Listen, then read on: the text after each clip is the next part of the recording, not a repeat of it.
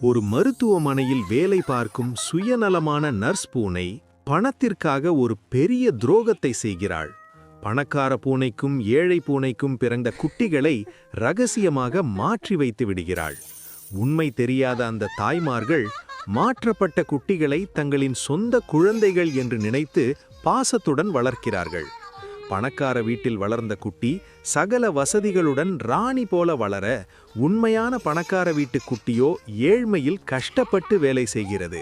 ஒரு நாள் விளையாட்டாக தன் அம்மாவின் முடியை அந்த குட்டி வெட்டிவிட, அதை சரி செய்ய ஒரு ரகசிய மருந்தை அந்த தாய் பயன்படுத்துகிறாள்.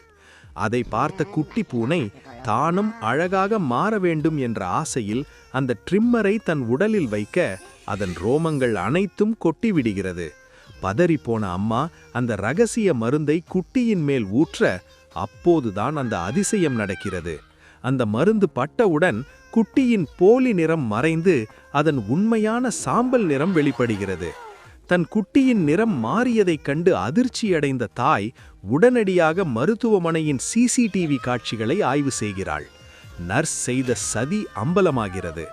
ஆத்திரமடைந்த அந்த தாய் மருத்துவமனைக்கு சென்று அந்த நர்ஸை தண்டித்து, ஏழ்மையில் வாடிக்கொண்டிருந்த தன் உண்மையான குழந்தையை மீட்டு கண்ணீருடன் நெஞ்சார அணைத்துக் கொள்கிறாள்.